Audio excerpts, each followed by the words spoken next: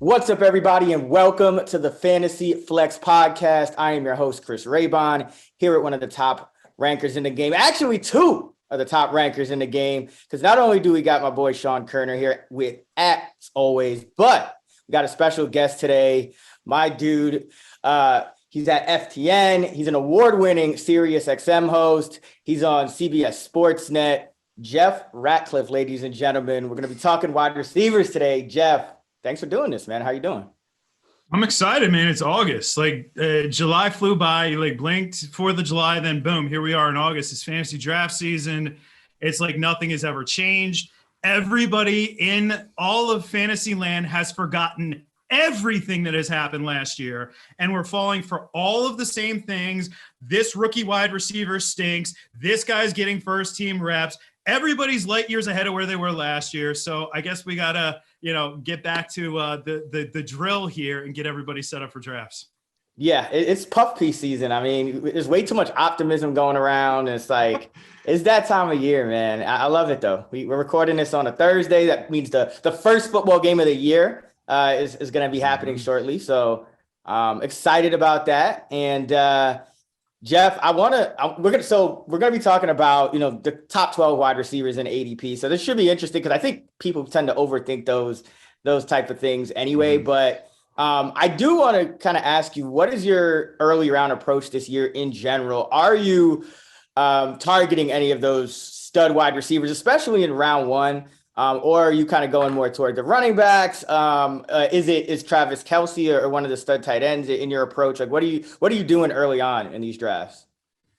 I actually just wrote up a piece over at ftnfantasy.com that is a comprehensive draft strategy piece. It's a piece that I think has been in my brain for the last 5 or 6 years. I've talked about various parts of it at times on podcasts, on the radio show, in articles, but I've never truly put it all together. Like, these are the strategies, and then here's how you actually use them. Because I think a lot of drafters, they may hear of zero RB, but they have no freaking clue how to actually use it or why it works. Or hero RB, I call it punt RB too. There's so many different names for it.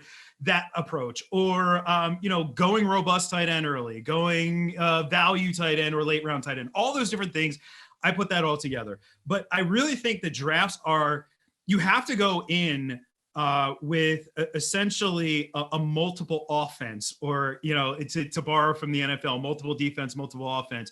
We have to go in with not married to one strategy. And ultimately, the first 2 rounds are going to dictate what strategy we deploy based on what is on the board. So we set our board up. Essentially, we'll have 24 players on that board. When if I'm up at pick 7, and the first 6 guys are off my board, I'm taking number 7. Now, for me right now, that happens to be Jamar Chase. But if Derrick Henry fell, then I'm taking Derrick Henry because I have him 1 spot ahead of Jamar Chase in my overall rankings. So I'm not going to necessarily say I'm taking a wideout. I'm not saying I'm taking a running back in that first round. I'm taking the top guy on my board, and then I'm going to let that impact then dictate what I'm going to do in round 2. And then when I do in both of those rounds, then it's game on. And by the way, I'm not going robust at running back at all this year. So I'm not going running back, or anything along those lines. If I get one running back, that's it for me for a while at the position. I won't come back to the position until the middle rounds. All right, so I think that's a good way to kind of segue into the first wide receiver we're going to talk about then. Cooper Kupp, he's a number 1 wide receiver by ADP. And you mentioned, you kind of have, running backs and wide receivers, both, like you have Jamar Chase up there. I think at number 7, you said, how early would you take Cooper? Is he your number 1 receiver, and how early would you take him overall? Well, it's always challenging with players coming off of historic seasons. They don't call it historic because it happens every year. And it's mind-boggling when players come off of historic seasons that people still expect it and then get angry when they still have very good seasons, like Patrick Mahomes in 2019, or like Lamar Jackson after the 2019 season. Lamar has been very good. He's not historically 36 touchdown passing good, but he's been very good. It's just our expectations live in the clouds. Cooper Kupp had one of the greatest statistical seasons we've ever seen out of a wide receiver in the history of the NFL. And sure, if he regresses from that, by the way, to the masses, that does not mean get worse. It means move toward the average. If he regresses from that, he's still going to have a fantastic season. So I know other people are making the argument that he's not maybe their number one. Maybe it's Justin Jefferson, maybe it's Jamar Chase. He's still my number one. I'm going to take him at 4 or 5 overall. He's been floating back and forth. My latest update has him at 4. I had him at 5 last week. I would not talk somebody out of taking him as early as 2 overall, though. I have McCaffrey there. If you say, hey, I just don't want McCaffrey, I'm going with Cooper Kupp, highest floor out of anybody, in fantasy right now. Cool, do it. I'm not married to any of those guys in that tier necessarily enough to talk you out of it. But I think, for me, 4 would be about the earliest I would take him.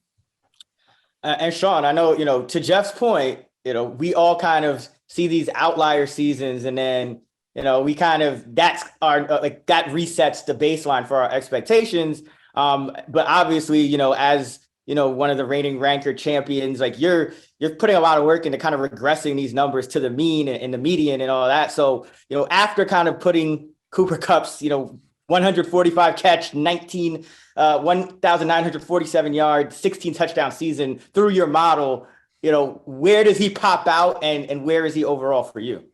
Yeah, so he still pops out number 1. I agree with a lot of things that Jeff just said, where we can't expect him to repeat last season's numbers, but we can't expect anybody else to come close to them either. So although I'm factoring in quite a bit of regression going into this season, he's still by far my number 1. You can certainly argue that Justin Jefferson could go number 1 overall at wide receiver, but I still like Kupp. Plus you have to factor in nothing's really changed around him. They're still in Sean McVay's offense. They still have Matthew Stafford at quarterback. If there was a change there, maybe you can argue he can, see more of a decline, but I'm still sticking with him this year as my number 1 wide receiver. And I would take him as early as number 2. I mean, one of the worst things that can happen is having a shitty wide receiver depth chart in fantasy. It is literally the worst. Any other position you could probably get by and then have some guy pop up off the waiver wire to bail you out, but that just doesn't happen at wide receiver. So I'm, typically going wide receiver heavy early on because I'm very confident in my ability to, get high upside running backs in the mid to late rounds. That's kind of my thing. So I'm much more willing to spend up to get like a Cooper Kupp or anybody else. So I'm happy taking him number 2 overall. And I will say though, that this Matthew Stafford elbow injury thing, just monitor it. Cooper Kupp, I wouldn't call him QB proof. If John Wolford were ever to start, he might fall outside of my top 5. So he is dependent on Stafford's health. So that's a situation we should at least monitor. Yeah, I mean, I think, you mentioned, nothing's really changed. I mean, if anything's changed, it's probably changed for the better in support of Kupp, right? I mean, yeah. you have, Odell Beckham's probably not coming back. He's still he wouldn't play half the year anyway. We just heard Van Jefferson might even miss a couple games to start the year. Allen Robinson's there, but I mean, he was not, at least last year, he wasn't as good as guys like Woods or even Beckham were. So, I mean, there's a chance Cooper Kupp could get more targets this year. The only thing I'd worry about, and I guess, is, okay, Matthew Stafford's a little bit banged up. The receiving depth chart is a little bit in flux. Maybe they're a little less pass heavy. That's the only thing that I could maybe poke a hole in. But there's nothing really to suggest other than the normal regression that Kupp is going to decline in any major way. So yeah, he's the guy that I want. If I'm taking a wide out in that top 5. Justin Jefferson though, he's close. And Jeff, you kind of alluded to, some people may argue for Justin Jefferson. The reason I like Jefferson, and I think he could have a Kupp-like season and be that next guy to post that outlier, is because you have Kevin O'Connell, who is the offensive coordinator of the Rams, coming over after, he worked magic with Stafford and Kupp last year. Now he's going to be with Cousins and Jefferson. What are your thoughts on the impact that O'Connell can have, or does it really not change anything? And it's just Justin Jefferson's that good anyway. Well, what's scary is he was that good in an offense that wanted to run the darn ball like it was 1952 all over again. It was an archaic offense that Mike Zimmer forced on them to run, and you're not going to get that any longer. We should see a lot of 11 personnel with 3 wide receivers on the field. They are going to do that a la Sean McVay to create those mismatches, which I think is really interesting for Dalvin Cook. by the way, as well. I know that's not really our topic right now, Yeah. but it is Nah, very feel interesting. free right? to tangentialize all you want. Absolutely. So, and then you have Adam Thielen, who's yet another year north of 30 years old, which is young for a human being, but for a football wide receiver, yeah, that we're coming to the end of the shelf life there. Big Irv obviously cannot stay healthy. Is this going to be Irv Smith? Like that to me is scary. Like, he should be fine with the thumb injury, but yet again, just another thing. Beyond that, I know, like, you have some folks with KJ Osborne as like this like sexy late round guy. When is the last time a sexy late round wide receiver was anything for fantasy football? That's why, like, with the Tim Patrick stuff, I love Tim Patrick as a player. I think he is an excellent number 3 for that team and one of the better number 3s in the league. But people are acting like this is this devastating fantasy thing. Like it was like Jamar Chase got hurt, which, all right, I'm knocking wood right now because let's not have that happen. But it didn't move the needle that much. So those number 3 receivers on most teams, even on a pass happy team, are just not going to be viable fantasy options outside of like a rando week, which is more of a DFS thing. So yeah. Jefferson, if he has his way, is going to be JJ2K or whatever he wants to call himself. He didn't call him that, but I called him that. He thinks he can go for 2,000 yards. I don't want to rule that out, especially with a 17 game season. But if he does that, sure, he's the number 1 wideout. But that's at the high end of his spectrum right now. And really the mid range, super high floor, has a high ceiling, should be a really high volume receiver, just not quite where we are with Kupp. And by the way, one other note on Kupp. Matthew Stafford said that he didn't really understand the playbook last year. So that's kind of scary given how productive he was. If the elbow is fine and they manage the reps and he gets into the season, he's good to go. That offense could be just as scary, if not scarier, this year. Wait, so Jeff, what you're saying is that Matthew Stafford should have a homework clause in his contract. You got to study. Right? No more playing video games. All right, Matthew Stafford, man. Get off the TikToks. Oh man. Yeah, like, I think Jefferson is really interesting because you mentioned the 2K, and Sean, I'll throw the question to you.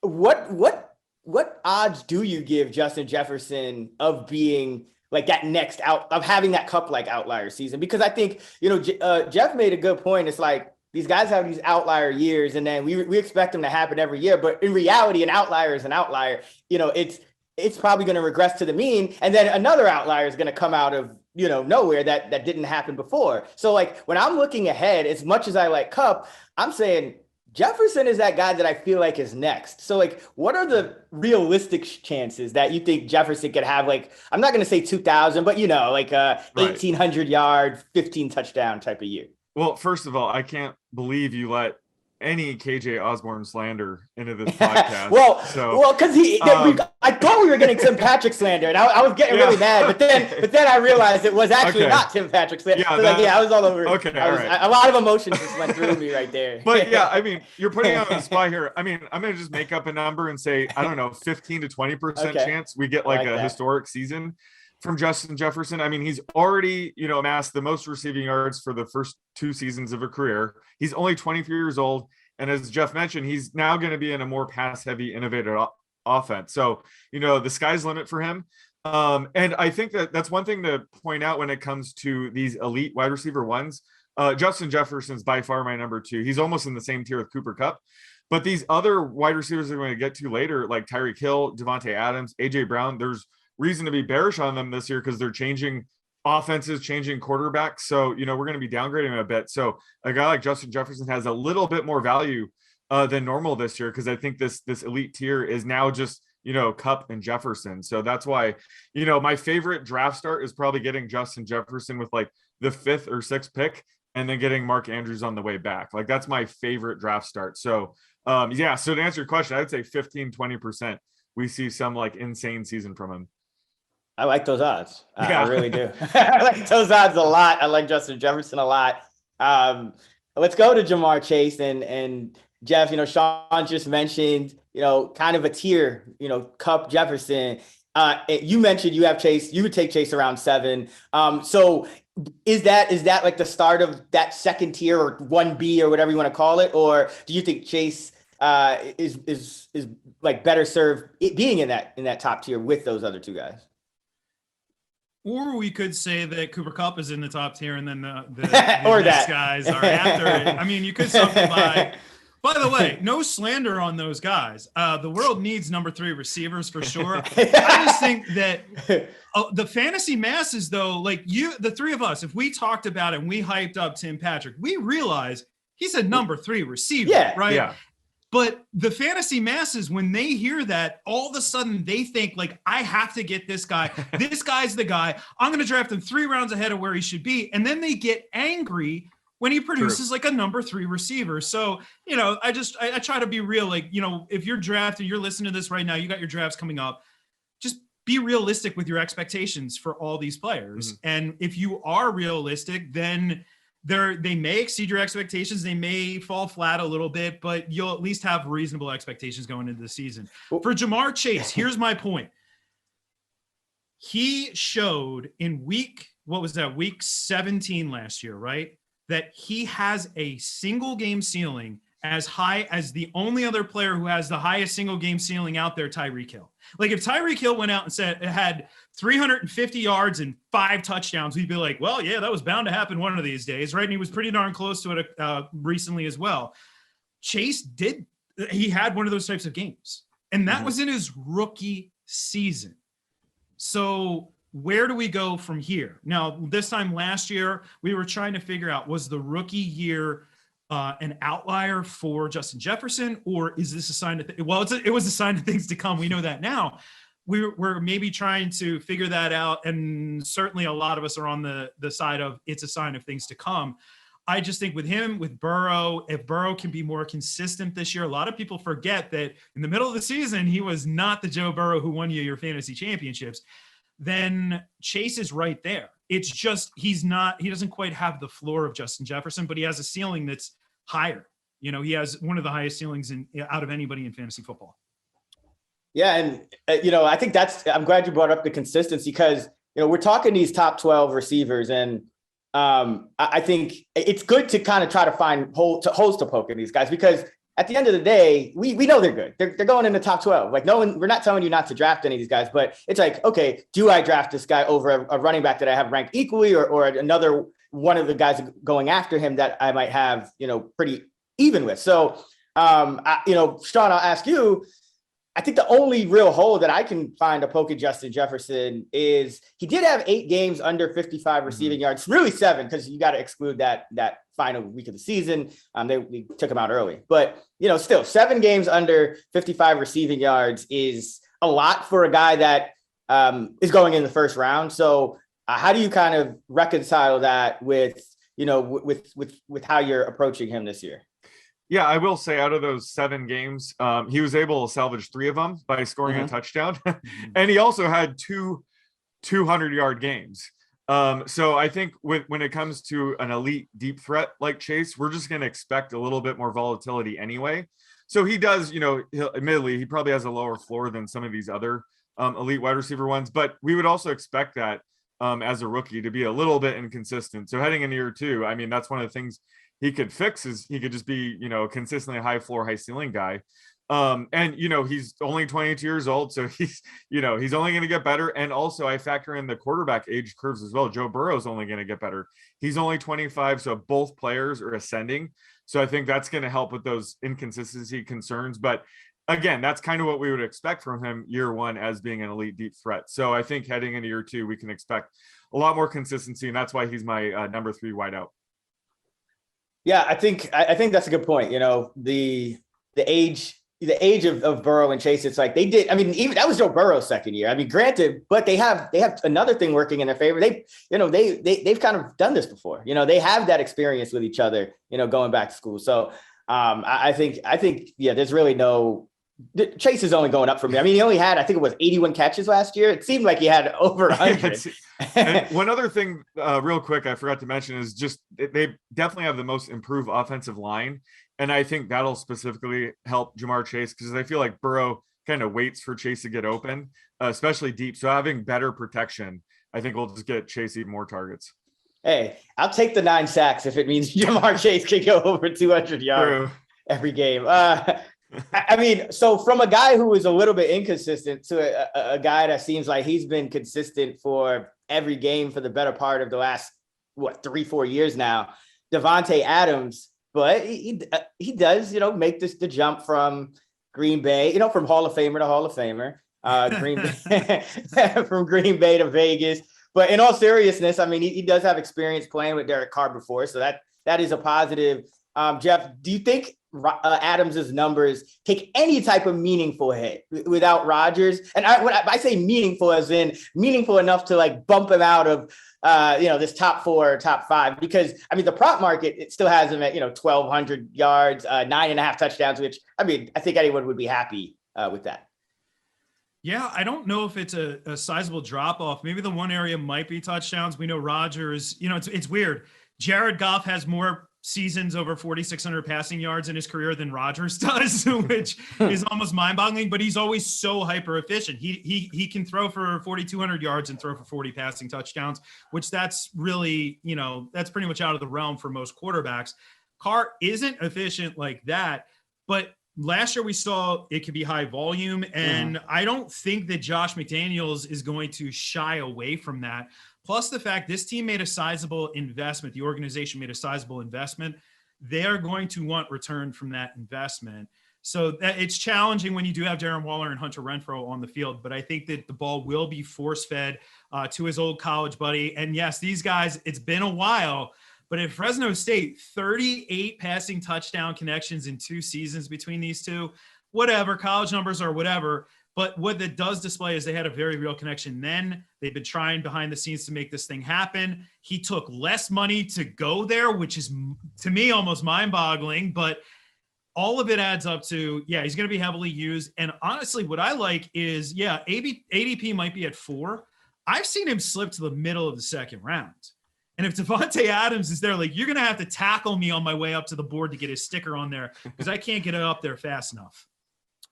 Yeah, I mean, it's hard. Davante Adams, maybe even more so than a guy like Jamar Chase. It's really hard to find any holes to poke in him. Sean, do you when you put him on Vegas and you put him with Carr and now he's running routes with Renfrow and Waller, I mean, what is the drop off like, compared to Green Bay? Yeah, I think, his target share is going to take a bit of a hit, but there should be more passing yards to go around, which can help offset that a bit. Plus, let's remember, I mean, I think Adams with Aaron Rodgers, there's no denying that we would love to see that again. But, Adams himself is no slouch. Back in 2017, when Rodgers missed 6 or 8 games, Davante Adams put up wide receiver 5 numbers with Brett Hundley under center. I would say Derek Carr is a much better quarterback than Brett Hundley. So, Davante Adams is a guy that's QB proof. He's just an elite receiver. So just in this offense, he's going to make Derek Carr better. So I obviously there's going to be a slight drop off in his production, but I don't think it's enough to, move him outside of the top 4. I still think he's one of the top wideouts in the game. And like Jeff mentioned, they're paying him money and, they put in a significant, investment into him. So I think he's still going to get his this season. Yeah, I always like, I look at the target per route numbers, and Davante Adams always at the top of the league. It was 30% last year, targets per route. Now, no one in Green Bay was anywhere near to that, partly because Davante Adams was there. In Vegas, you had Renfrow at 23% and you had Waller at 24%. But when you have, I think what usually happens when you have a guy like Adams come in is the other guys bump down. It's not just necessarily taking away from Davante Adams. So I'm not saying he hits 30% again. I obviously factor that into my model. I think I have him, a few ticks lower than that, maybe in the high 20s. But he still comes out as the wide receiver 4. So I don't think we have anything to worry about. I think the floor is there. And it's Davante Adams. So the ceiling will always be there. And Jeff, like you said, we could get a 5,000 yard passing season out of Derek Carr just because the Raiders, he's kind of done that with volume, I'm not shying away from Adams at all. I would take him in the first round too. It's just, you don't have to a lot of the time. So great value there. Let's go to number 5. Now we start getting into, probably start making arguments for different guys here. Stefan Diggs has been the player that's most consistently I've seen go number 5. Jeff, is Diggs like a kind of dark horse candidate to lead the NFL in catches and yards again, like he did in 2020? I mean, they did lose some volume guys like Sanders and Beasley. I think that's a great call out on your part, because the common widespread perception is that Diggs is coming off of a down year. What? Seriously, people think this. Like, he had a double-digit touchdown season, triple-digit catches, and that was somehow disappointing to people out there. And the way the brain works, right? Mm-hmm. Gabe Davis had the Al Bundy-like feat of scoring 4 touchdowns in a single football game. So, of course, that's what we care about. I'm not saying that, this has dramatically impacted Diggs' draft stock, but we also have to acknowledge the fact that, people in our position impact where he's going in drafts more so than the people out there in the backyards doing the drafts. But, hey, you definitely could see him lead the league in catches. That wouldn't surprise me at all. We definitely could see another double digit. I'm not going to project him with double digit touchdowns, but we could certainly see that. We could certainly see another heavy yardage year. And it's not like he's that, like he's not young at this point in his career, but he's still only age 29 season. Mm-hmm.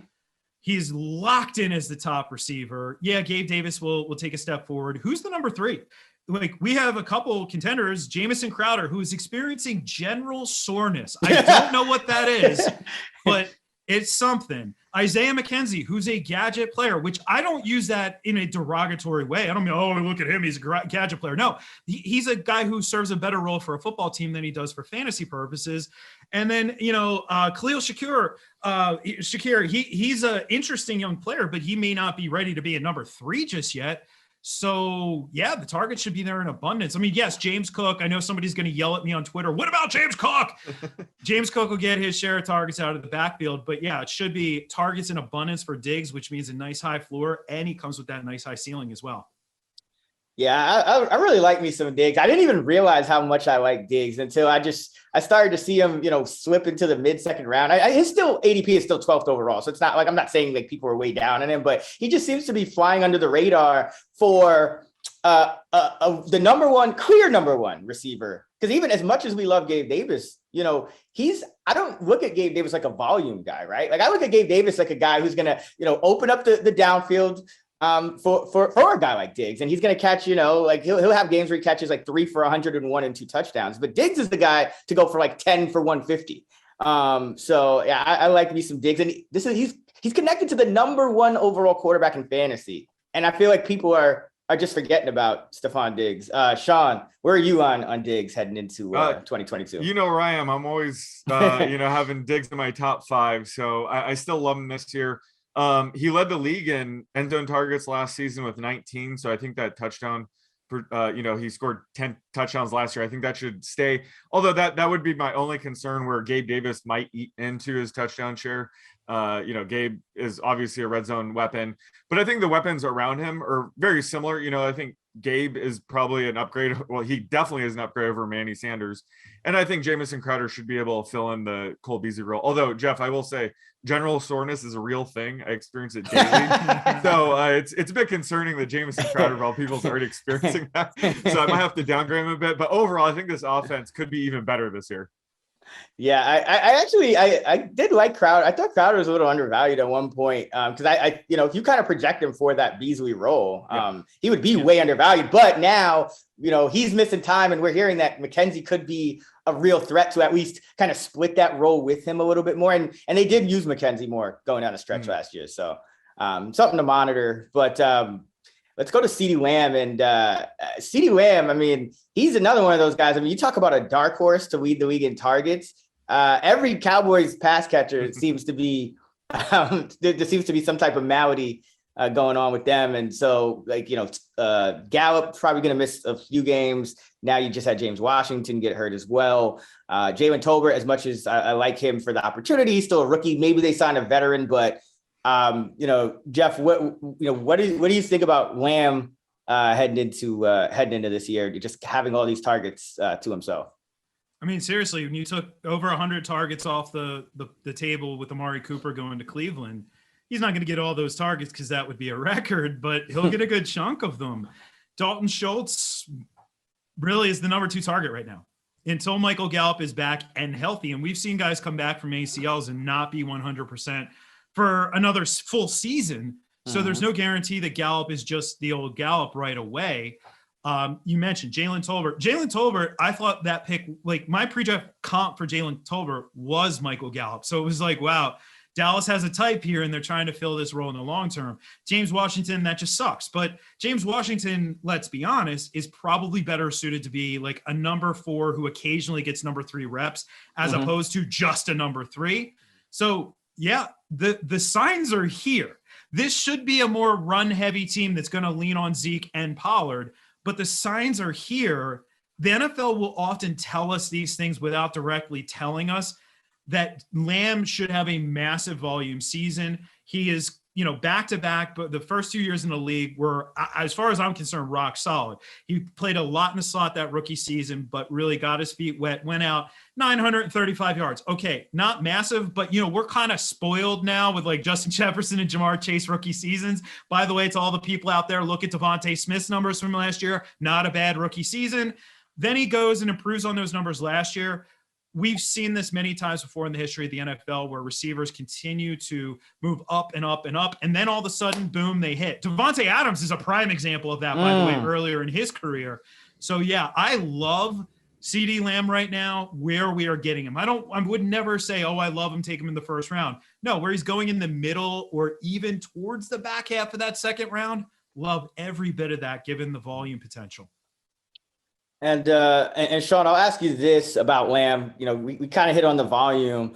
Where are you with the touchdowns? Are the touchdowns just going to come as the volume increases? Because I think that's really the only thing. You look at Lamb and you say, okay, he had 6 touchdowns. That's kind of underwhelming in this offense. In the red zone, he only had 10 red zone targets each of the first 2 years. So do you have that kind of increasing naturally, or is this kind of like a Julio Jones situation where he's so good that defenses are just like, let anybody else do it?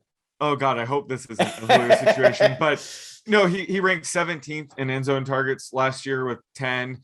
He's also very good after the catch, so he doesn't necessarily need an end zone target to score. But when it comes to Lamb, when he was drafted in the first round, a few years ago, this is the season we were waiting for when Amari's gone and it looks like Lamb's going to be the bona fide number 1 target in this offense.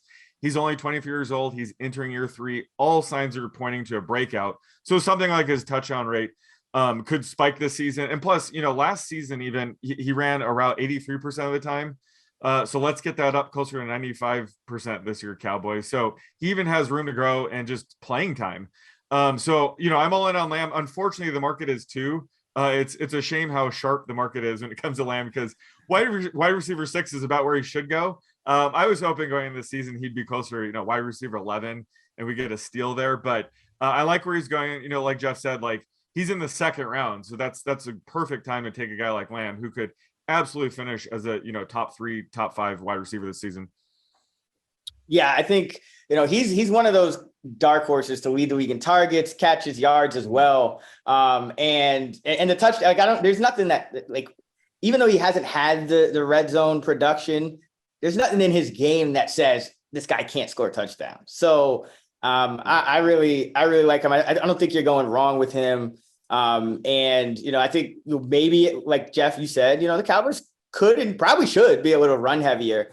But I mean, this is a team that threw for nearly 5,000 yards and 40 touchdowns last year. I think, they could lose a little volume and Lamb being a target hog could still justify his ADP and even more. Okay, so now it starts to get a little dicier. I think you could make a case for a number of different players at wide receiver 7. ADP at Fantasy Pros and half PPR has Deebo Samuel is the one. It's a few sources that they're getting this from. So Jeff, what do you think about Deebo? I mean, do you want him to continue being like the wide back at the possible expense of, seeing some of the receiving work? That's kind of what happened last year, but he just was like an outlier running the ball. I mean, every time he touched the ball, it was like a rushing touchdown. And like part 2 of that question is what do you think the impact is of going, to Trey Lance at quarterback for Deebo? Well, real quick, historically, the complaint of Julio Jones was that he did not score touchdowns. Last year, the complaint of Kyle Pitts was Oh, yeah, he didn't score touchdowns. What's the freaking common denominator? It wasn't Julio Jones. I hope Julio Jones scores 15 touchdowns for the Buccaneers this year and shows everybody it was Matt freaking Ryan. That was the common denominator with all of that. Is this Michael Pittman? So Michael Pittman. Oh, no. I'm not saying, hey, I'm not putting that on anybody. I'm not putting that on anybody right now. But we shall see. We shall see there. So let's go to Deebo. The challenge. Let's say Deebo is in a wide back role, and I don't know, he carries the ball 8 times for, let's give him 60 yards, because he can rip off some long runs. All right, so that is 6 points. Yeah, and then he catches one ball for 12 yards. He has just scored what? 8.2 points because he didn't score a touchdown. I often talk about what I call the Derrick dilemma. It's Derrick Henry. Derrick Henry can go out and have 20 carries for 95 yards. That's a solid NFL day, right? It is a terrible fantasy day if he doesn't score a touchdown and does nothing in the passing game. The Derrick dilemma. The Deebo dilemma, if he is used in the wide back role and doesn't score touchdowns at a historically high rate, we're going to be pretty upset. So I'm hoping with this investment, follow the money, right, that they are not going to use him as much there because it does open him up to injury. They do have those incentives in the contract, $650K if he goes for 380 yards. It's $150K if he scores 3 rushing touchdowns. It's not a lot for the 49ers, really a drop in the bucket, but it obviously was a concern on Deebo's side, or else that language would not be in the contract. So while I think, Shanahan coming out and saying, yes, he's still going to be a wide back, I don't see 100 carries for Deebo. I say, 50 carries is what, 3 per game roughly. So maybe it's 50 carries, but I don't see that. So I think this is a fine place to take him. And I do think Trey Lance is the next man up. And I do think that he's going to take a big step forward and surprise the masses this year. Oh, yeah, I love me some Trey. Trey Lance is just it's every year I feel like there's this sexy quarterback that's going a little too late that people are still worried about. I remember it was Mahomes one year. I think there were 10 people. Fantasy Pros tweeted something there were only 10 people that ranked Mahomes inside the top 10 that year, before his before his second year. And it's 2018. Yeah. But when he threw it's Trey Lance has those same kind of signs. I mean, he's not in Andy Reid's offense, but I wouldn't doubt him, especially for fantasy. But Sean, what are you projecting as far as how the usage breaks down for Deebo? Because as you pointed out last year, a lot, as good as Deebo was running the ball, it did kind of hurt his receiving production. I mean, it wasn't always 1 catch for 12 yards, but it was 3 catches for 34 yards, and just kind of underwhelming compared to, where he started the year. And we also got to keep in mind, he did have an outlier in terms of his yards per reception. I mean, he led the league at 18.2, which is great, but still an outlier. Yeah, so I think, Deebo, I would say 3 carries a game would be optimal for him for fantasy purposes. Now, last season, when he started that 5 to 8 rush attempts a game role starting in week 10, he was the wide receiver 3 the rest of the season. But as Jeff alluded to, that was mainly due to touchdown luck. He had 8 rushing touchdowns. So, something around 3 carries a game where he's mainly just getting goal line work would be optimal, because a guy like him getting goal line carries on top of possibly catching touchdowns would be massive for his ceiling. So I think having that role will be good for his floor, because this offense could be a little bit more run heavy with Trey Lance. So guaranteeing a few carries will help his floor. But either way, I am a little bit worried about it. So I think the way I invest in Deebo, George Kittle, or Brandon Ayuk is just by taking Trey Lance. So I think that's the way I cover all my bases, where every week, one of those guys might have a dud, one of them might go off, but Trey Lance will be benefiting either way. So that's kind of how I've been handling the 49ers situation in general. Yeah, I actually have Deebo ranked 9. Wow, you're usually and I'm because again, it's as good as Deebo is. I think we all kind of alluded to, again, we're not saying don't draft them. And a lot of times Deebo, even with being at ADP 7, he will slip to 9. There's a standard deviation in ADP, folks. It's called an average. It's an average. With an average comes the standard deviation. So, but that being said, it's you can't project him to score one rushing touchdown every eight carries again. How many rushing touchdowns do you have projected? Do you have that handy? Yeah, let me pull it up. I have him at I'm at 3.5. Okay, that's I think 3.5. Yeah. There we go. We're in lockstep. Yeah, I got him 6.4 yards a carry, 3.5 rushing touchdowns. So and listen, again, like Jeff hammered, there's regression to the mean. There's no way that you can project this guy for 8 rushing touchdowns. So that just worries me because I think there are some signs for concern where Deebo just statistically can take a step back. Number one, now you have Trey Lance on the field every play. The reason Deebo was getting a lot of rushing work was because Elijah Mitchell was great, but he could barely make it. He was struggling. He was always getting banged. I mean, at one point he got hurt, left the game, and had to come back because every other running back got hurt. That was Elijah Mitchell's season in a nutshell. So now you have another option. You have Trey Lance as another option. In addition to, you drafted Davis Price. You have Jeff Wilson healthy for now. There are more options to hand the ball to than there was last year. So now I think you do go back to Deebo being mostly a receiver.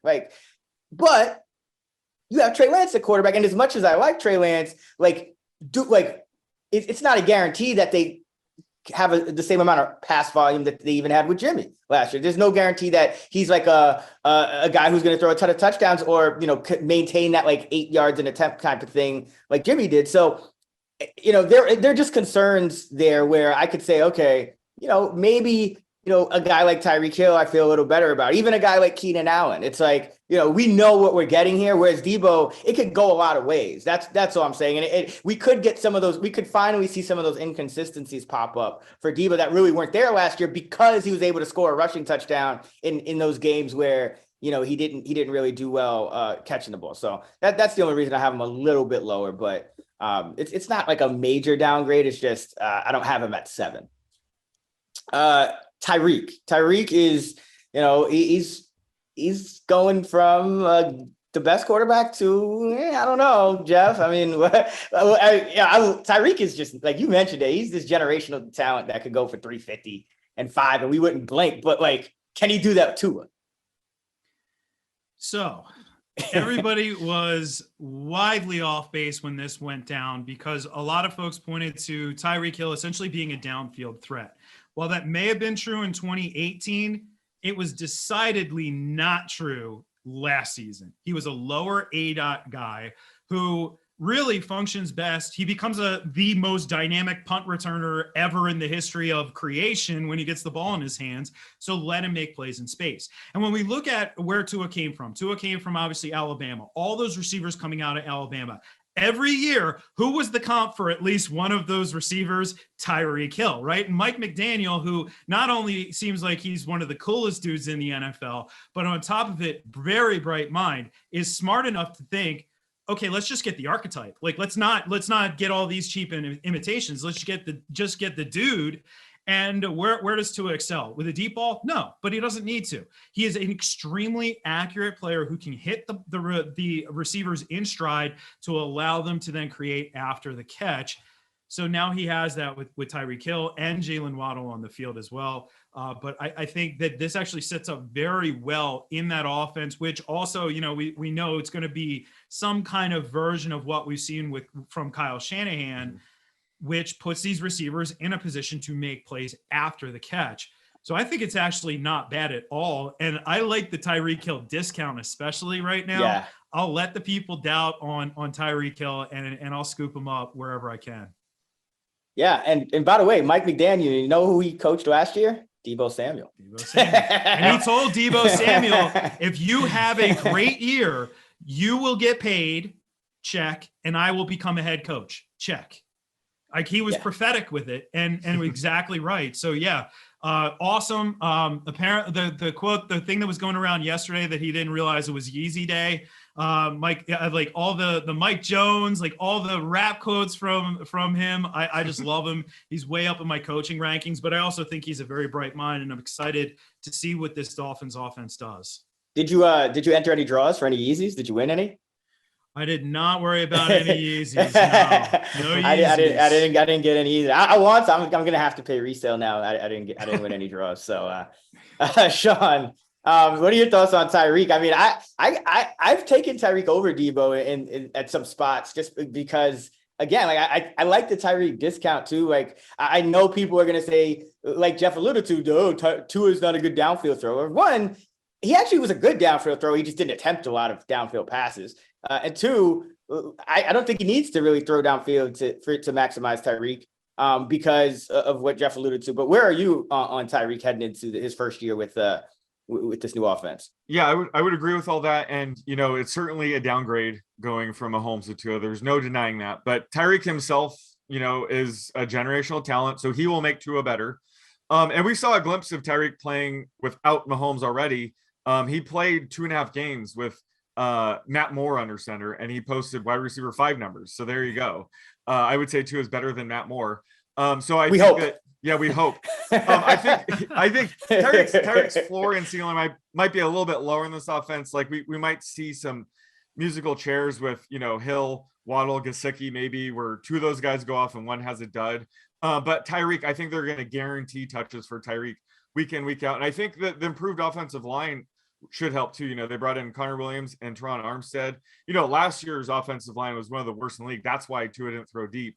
They just had to get it out quick. So I think this year, if the offensive line improves, certainly under the scheme, like the scheme itself will help the offensive line as well. That's going to benefit Tyreek as well. So, I think wide receiver 8, yeah, you're getting a pretty good discount there. I would have him around wide receiver 6 just based on his talent alone. Mm-hmm. So yeah, I think, taking him over Deebo makes a ton of sense. Yeah, and that's, again, I'm not trying to knock Deebo people. Everyone who's listened to this pod knows, like, I was giving Sean shit for like not having Deebo in his top 5 because I had Diggs up there. Yeah, yeah. There's only 5 guys that can squeeze up here. Yeah, my bad. Yeah, but no, I like the fact that like there's like this Mike McDaniel upside. What he did with Deebo. I think Tyreek might get used in ways that he wasn't even used in KC, or he wasn't used since his rookie year, maybe in KC. So it's splitting hairs, but I don't really worry too much about a guy like Tyreek Hill in this kind of offense. I just see more regression coming from Deebo, I guess is the way I should put it. All right, these next 2 guys, I want to go a little quicker because I want to spend a lot more time on the last 2. So these next 2, I'm going to kind of group them together. They're just so damn consistent. Mike Evans, Keenan Allen. I mean, just speak words on them because I don't really have any thing to poke about, or I think you're happy where you get them, but what is, just talk to me about those 2. 2 very different types of players, obviously. Yeah. Mike Evans has been I hate the Mike Evans disrespect that is widespread out there. This guy now 8 seasons in a row with 1,000 receiving yards, which is unreal. And then add Brady to the mix and you're talking 27 receiving touchdowns over the last 2 years. Yeah, Godwin's back, but I still, Evans to me with his ceiling is the obvious preferred of the 2. And we don't know where Godwin exactly is in this return, just that he managed to avoid the preseason pup. As far as Allen is concerned, the floor is massive. Like, this is a guy, he's like a 100 catch ink, just ink it in, 100 catches. But is he going to have more than 6 or 7 touchdowns? That's the thing, is the touchdown upside there. I mean, perhaps we don't know what, this is a scary thing. We don't know what Justin Herbert's ceiling is yet. That's freaking scary. We don't know what Joe Burrow's ceiling is. I don't even think we know what Josh Allen's ceiling is. This is a great generation of quarterbacks. I'm excited for it. But Allen is up there in age, more of a higher volume, but not as much touchdown upside guy. And I actually don't have him inside my top 12. I have him as a front end wide receiver 2 for that very reason, but I'm not going to fault anybody for taking him. Yeah. I mean, I think the reason I like Allen is because you mentioned it, the floor is there. Justin Herbert's the favorite to lead the league in touchdown passes. Who's he going to throw the most passes to? Keenan Allen. It's just the upside is still there. I know he hasn't realized it yet, but the upside is there for him to score touchdowns. So I'm not really too worried about it. Sean, where are you on Evans and Allen? 2 of them more, I think they're just the more boring, just consistent guys that we're going to talk about. Exactly. We know exactly what we're going to get. The thing with Evans that I love is he's never going to have 2 bad games in a row. Raybon, you always point this out during the season. If he has a bad game, Tom Brady's apologizing to the media, to Evans. Unfortunately, we won't get Bruce Arians saying I effed up We need to get Mike Evans the ball next week. And then he scores 3 touchdowns the next week. So you're never going to have 2 bad games in a row with Evans. Love Evans in this spot, especially in best ball. He's obviously a best ball monster. Whereas Keenan Allen, he's the perfect redraft league head-to-head guy. You know exactly what you're going to get. You guys were debating what he's going to get, in the touchdown department. Just mark him down for 100 catches, 1,100 yards, 6 touchdowns, move on to the Yeah, summer. right. That's what you're going to get. No thinking about it. Just write it down. So that's perfect for, redraft leagues. Yeah. All right. So, the reason I wanted to go quick through those two is because I think this next guy, number 11 in ADP, I think he has a wide range of outcomes. I love the talent, but there's questions about the quarterback. There's even questions about, his prior production. I mean, this is a guy who's never even, he's never had 100 catches. He's never had more than, he's never even had 110 targets in a year, I believe it is. And that is AJ Brown. Jeff, where are you on AJ Brown? Like, is the move from Tennessee to Philly, is it an upgrade? Is it a downgrade? Is it a lateral move? Like, how are you kind of forecasting this? I view it mostly lateral, going from a run-heavy offense to what likely will still be a run-heavy offense. Like, obviously, those carries are coming slightly differently. It's not just Derrick Henry averaging 30 carries a game, it was just under 30. Sorry, over those first 8 last year. It's Miles Sanders. It's a little bit of Kenny Gainwell, and obviously it's Jalen Hurts and maybe some Boston Scott in that run-heavy approach. But I expect Jalen Hurts to take a step forward as a passer. Mm-hmm. Last year was his rookie season. Yes, he played the season before, but last year was really his rookie season. He got to learn this offense, and now the team wisely realized, oh, we suck at drafting wide receivers. Let's just go and trade for one, and got a true alpha in there who, again, we don't really know what he is fully capable of. And it's not like he's on the back 9 of his career just yet. Just the 4th season in the NFL, got his contract, got his fully guaranteed money, and he's going to get force-fed the football. So I'm fine with this because, if you're wide receiver 11, you just said standard deviation. So that means there's probably a good shot you're spilling into the 3rd round. So you're getting a guy with the ceiling potential of AJ Brown, maybe in the early 3rd round. Don't mind that at all. Sean, what about you? How you doing AJ this year? Yeah, so AJ, I mean, he's going from a run-heavy offense to run-heavy offense. So I think it is more of a lateral move. I think, Hurts is probably a little bit more inaccurate than Tannehill. But either way, they brought Brown in because they probably do want to throw more. If you look at weeks 1 through 7 last year, they were the 8th heaviest passing team on early downs. And they started off 2-5, and then you had Nick Sirianni doing his bizarre or something about potted plants and fertilizer and whatever, and they became an extreme run-heavy team. So it shows that he is good at adjusting to his personnel. So I think bring in Brown, they'll probably want to be a little bit more pass-heavy. But at the end of the day, it's similar to Trey Lance, where I'm investing in him to get Deebo vicariously through Trey Lance. I'm doing that with Jalen Hurts and AJ Brown. I'm not really getting AJ Brown at wide receiver 11. I'm drafting Jalen Hurts wherever I can. And I think AJ Brown's going to, make Jalen Hurts a league winner. So that's kind of how I'm approaching it, where I think, wide receiver 11 is probably closer to his ceiling in this offense. But like you said, AJ Brown has never been a large volume guy anyway. He's been super efficient. So I think that's going to continue this year. But just in this offense, his ceiling is a bit capped. Yeah, that's kind of where I am. I think those top 10 and, I have, like, you could kind of split hairs about, okay, who should be 7, who should be 8, who should be 9. Yeah. I think there is, and I know, Jeff, I know you have AJ higher than Keenan Allen, right? What did you say? AJ Brown? What? AJ Brown higher than Keenan Allen? Do you have AJ Keenan Allen? Yeah. I have AJ Brown in the top 12. Yeah. So I have Allen above Brown. I think there's a teardrop after those top 10, including Allen, because I just think there's more questions about Brown that bring with it a potential lower floor. One of them is, always going to a new team, I think, for somebody that isn't like a Davante Adams who's going to rely on pure volume. I think there's always a chance that, just variance wise, things could go a little left. I think number 2, and Jeff, you kind of alluded to this, but like, we have no idea how good Devontae Smith really is. Like, he had a very good rookie year. So there's I'm not saying like this is the median outcome, but I'm saying it's in the realm of possibility that Devontae Smith is the number 1 receiver. Wow.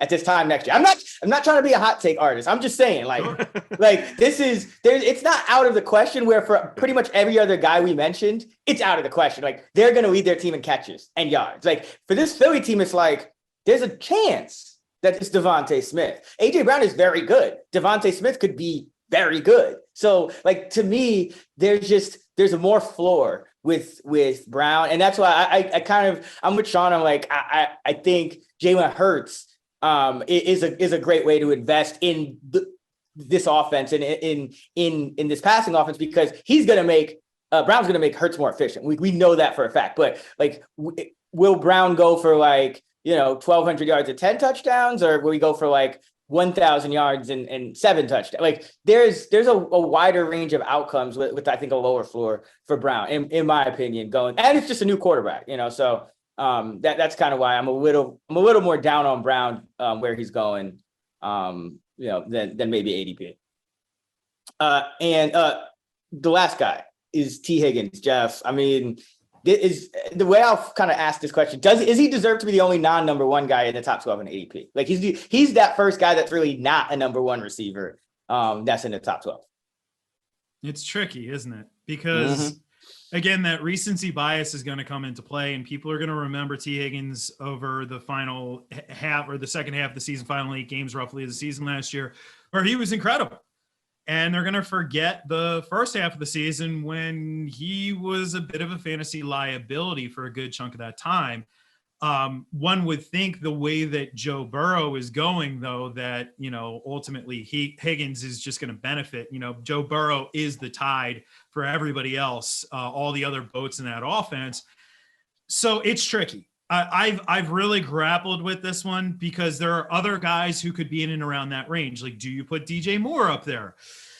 There's a debate to be made, right? 1,100 plus yards each of the last 3 years, only 4 touchdowns in each of those seasons, but hopefully an upgrade with Baker Mayfield. Hopefully, do you put Deontay Johnson, who just apparently got paid, in that group?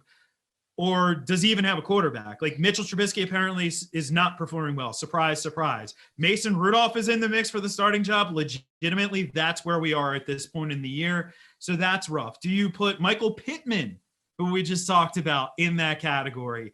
It, to me, almost as if once you get outside of, and again, like, to further your point, once you get outside of that top 10, or maybe I might throw Brown in at 11, you do have a teardrop, and then those guys clump together. So it's really tricky. I do admittedly actually have him ranked at 12, but I've been back and forth about this over and over for the reasons I just outlined about the inconsistency over the first part of the season, all off season.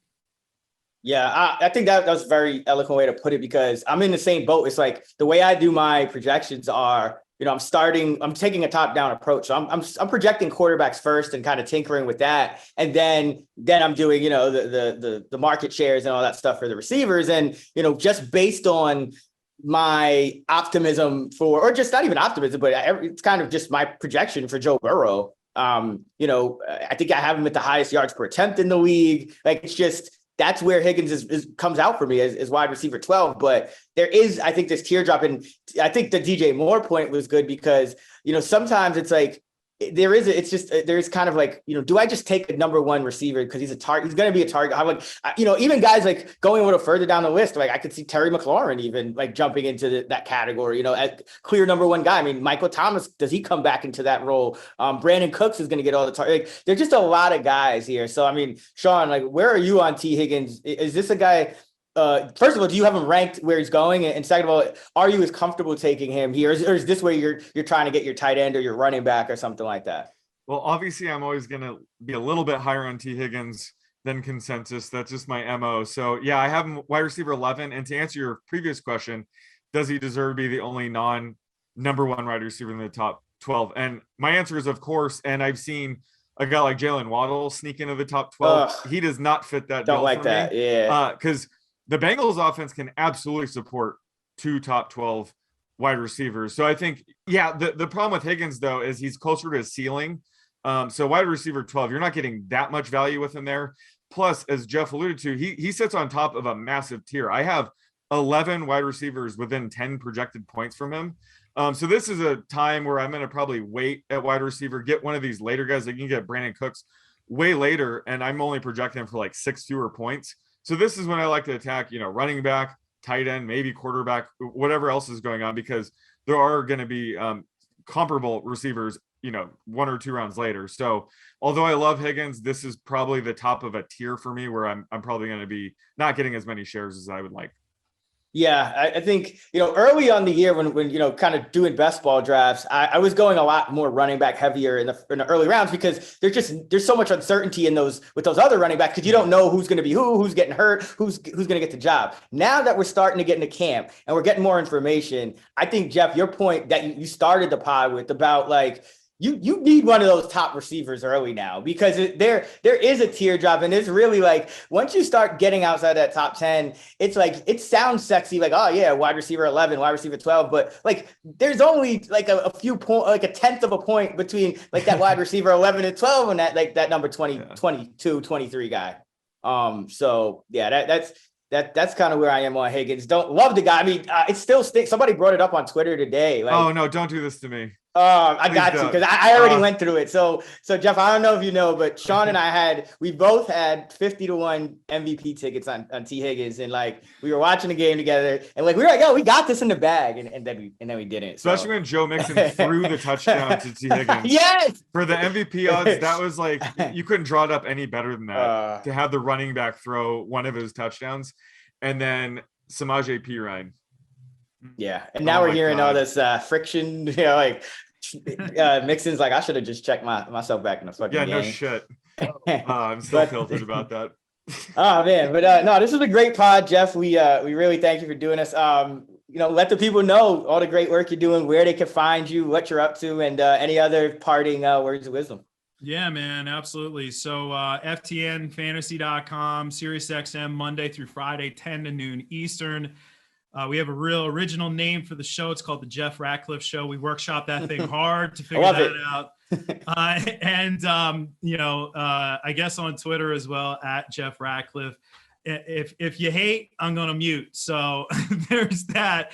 But, generally speaking, going into your drafts, one of the things that I think has helped me the most over the years in becoming a better drafter is on draft day, keep it simple, stupid. Now I'm stupid. I'm the one who I talk about when I say keep it simple, stupid, because I used to go into drafts with like this master plan and the 3-ring binder and the laptop with 15 different tabs open. And I was there. And especially if I got maybe 3 adult beverages into the draft, I would be lost with all of that information. So I like to do all the preparation now. And then on draft day, it's just like an NFL game. We don't want to be thinking. We want to be reacting.